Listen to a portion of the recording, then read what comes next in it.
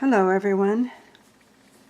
It's getting on towards evening here, and I thought I'd just sit down for a minute and do another 2 or 3 rounds of this hat. We're getting there with it, definitely, and I thought we'd just do this again. As I say, it's ideal in my thinking on crochet to go ahead and do at least 20 minutes twice a day. It's kind of like meditating. 20 minutes twice a day has always been found the ideal, or not ideal, but certainly one of the optimal routines to work in with daily life. So I just took a sip of tea there.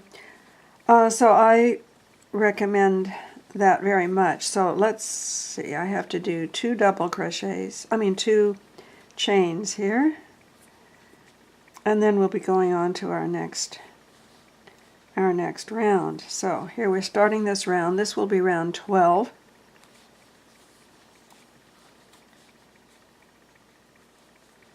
Okay, round 12.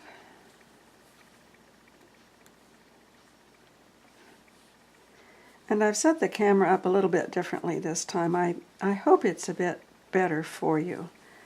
I'm still learning, have a lot to learn on the technicalities of filming. I've just barely begun that. In fact, I don't even know if I qualify for saying that much. But I will learn as we go along. Nothing like learning on the job, right? Okay.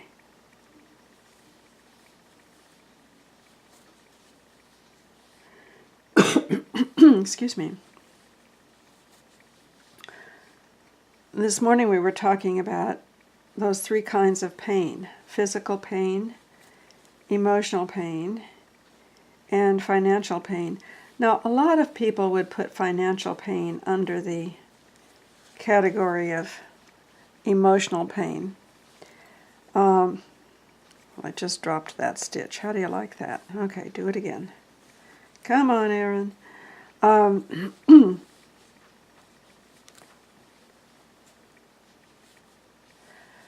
And it's the 3 biggest areas in life where people typically find problems are health, relationships, and money.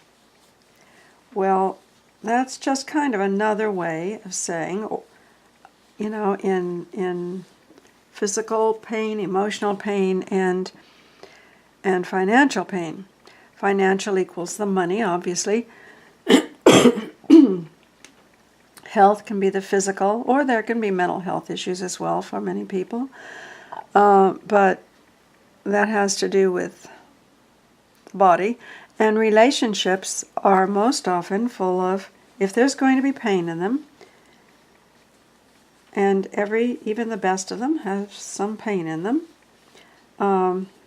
that can be categorized under emotional pain. If it's some sort of abuse situation or something, well, then it can even be physical pain. But we're talking about the normal, everyday, normally healthy relationship. All right, we're going right along here.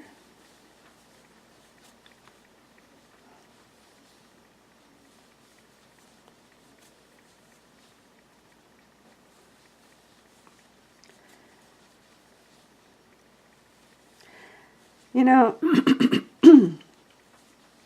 when I was growing up, there was a very elderly woman whom my parents knew, my parents and my grandparents knew. And it was a woman who had never married. And she was in her, I remember her as being in her 80s. And often, and she lived in a house that we often used to walk by, especially when we were with my grandparents or staying with my grandparents who lived in a little town. And she had this woman had a chair set up in her living room. We used to go visit her very often, and sometimes Mom and Grandma would just send us kids up to visit her, A, because she liked it, and B, because, you know, they had things to do and didn't want us underfoot for a little while. But at any rate, she had this chair set up so her back was somewhat toward a window, sort of kitty corner to the window. So the light was coming in. She had lots of nice natural light, and she used to crochet. Excuse me. And she would crochet and crochet and crochet.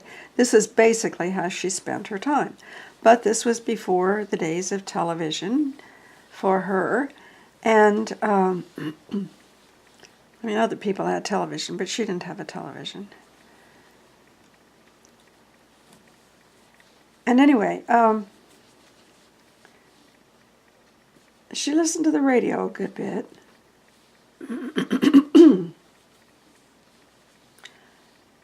But she would sit there and just crochet and crochet and crochet.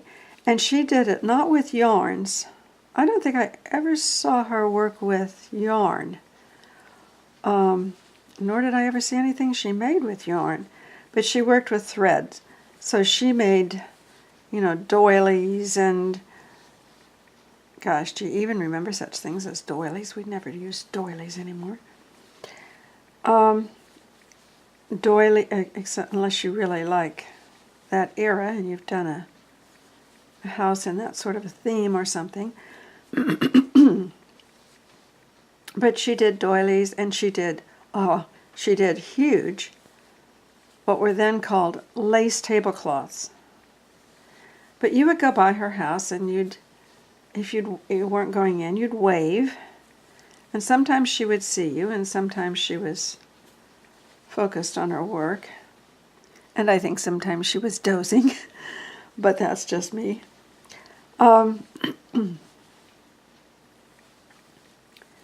And she was nearly always sitting at that window where she did all of her crochet work. Now that reminds me of, there was a spiritual teacher who went around a lot in the 60s and 70s and 80s, and I was at an event he gave once. Well, he's still going around, so he's still doing events occasionally, but I was going around, and I remember him, I mean, he was going around, and I was at one of these meetings. It was on meditation and things of that kind, and and he told us about someone he met once at one of his sessions, his retreats, because he used to also do residential retreats. And all of his work had a sort of Eastern, it was mainly an Eastern bent to it, but at any rate, this woman was at one of his retreats, and he was very fascinated by her. He could just tell that she really was a centered person and a happy person, and you know, there was nothing special about her. She just had normal everything, you know, normal looking person.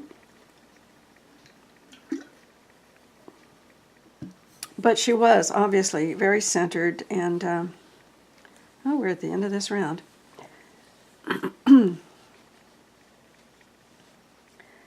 Very centered and very happy and balanced and so on.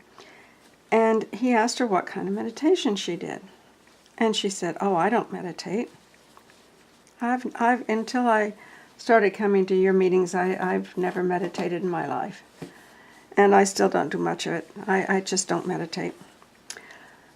So, okay. And the next day he was watching her again, and he was getting more and more curious, and he said, "Well, do you do a lot of walking, or what do you do?" And she said, "Oh, I don't walk much. just around my neighborhood occasionally, and I walk to the corner store sometimes. But no, I don't do much walking. So, okay, he dropped it. And the next day he was still fascinated by this and curious, because it was just obvious to him she does something. And so he started talking to her again. Yes, she has a job, she works, and so on and so on.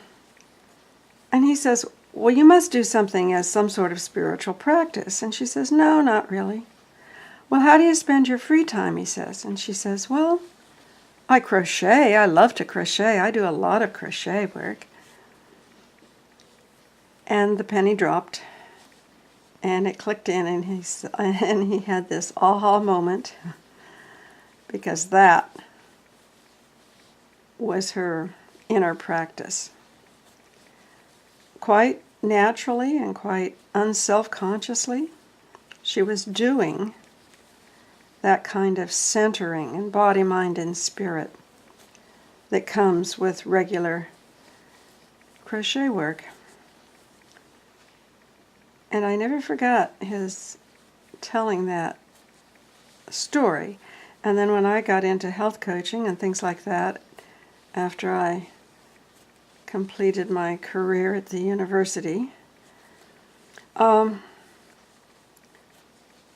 I found the same thing in working with people in the health coaching, that if you could get them to crochet or knit, both men and women, as I've said before, their health issues would improve greatly. Their emotional issues would improve greatly. And I'm not saying it's making you money, but if you have financial problems, you'll probably be more able to address them constructively if you have that certain balance and clearer thinking in your life. And the crochet does help you with clearer thinking.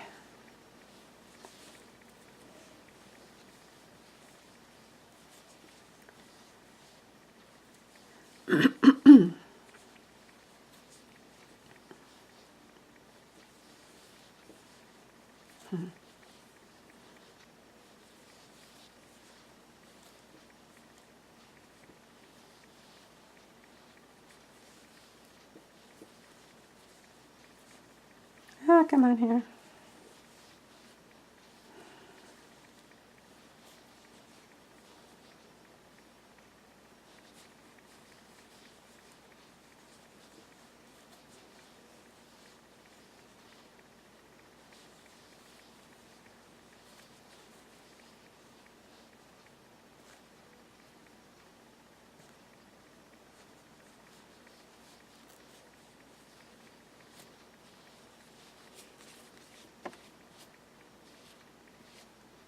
Okay, we are about halfway around on the second round.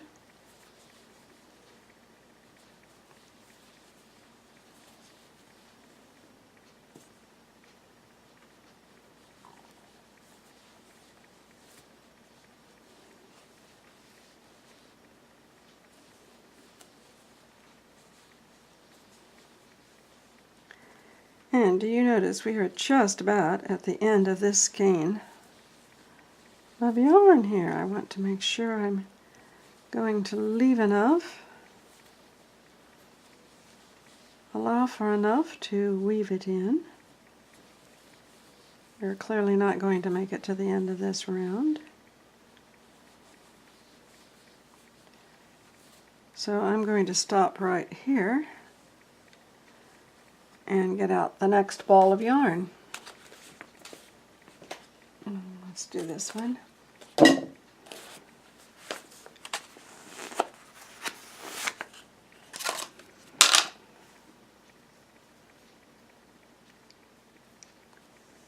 Okay, now that one we did not take from the center. We took it from the outside, but where is the outside coming from here? Well, it's not going to work. Let me look at this carefully here.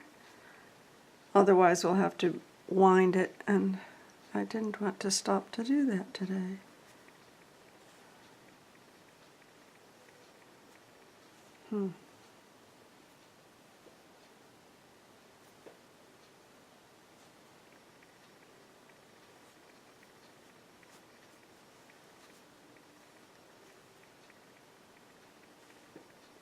Well, there we go, there we go, there we go. Okay. Found it, good.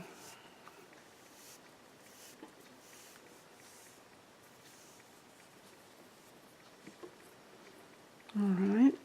There are lots of ways of joining joining yarn, but I'm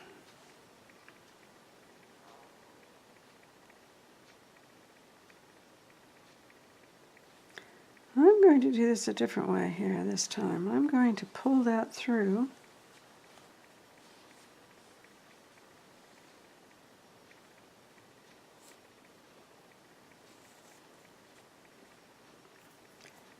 And put this needle back in that stitch.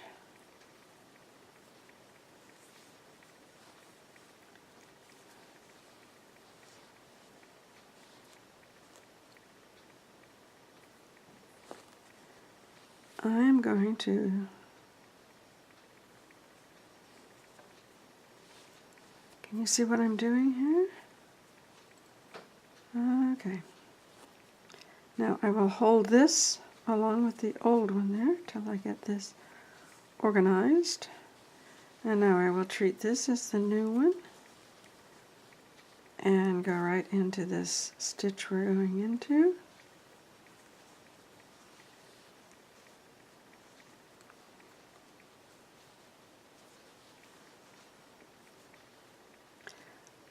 That is not a half double crochet.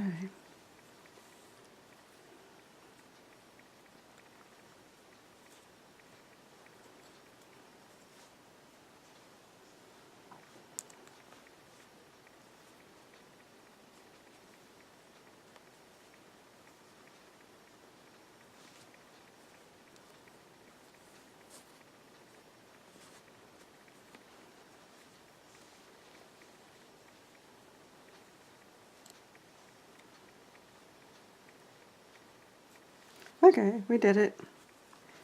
We did it, there we are.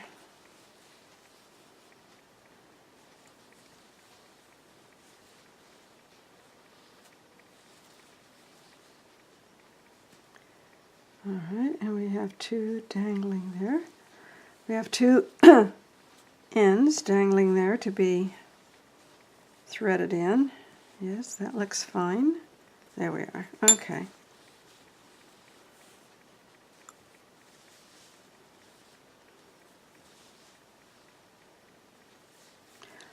I do have to be careful, and some people are one way, some people are another on this.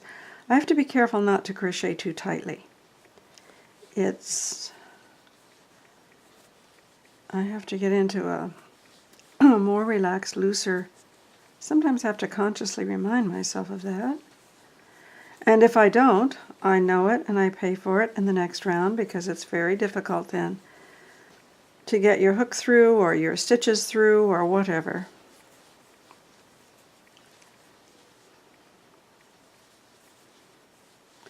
So if you crochet tightly, is tight crocheting a sign of an uptight person? I hope not.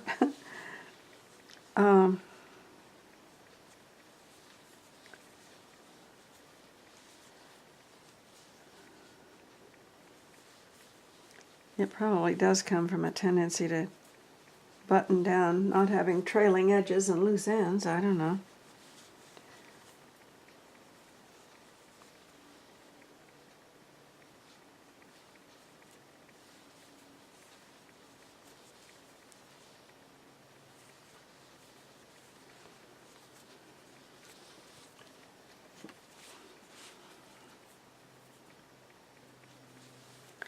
Okay, we are nearing the end of this second round. We did our 14. We're on 15.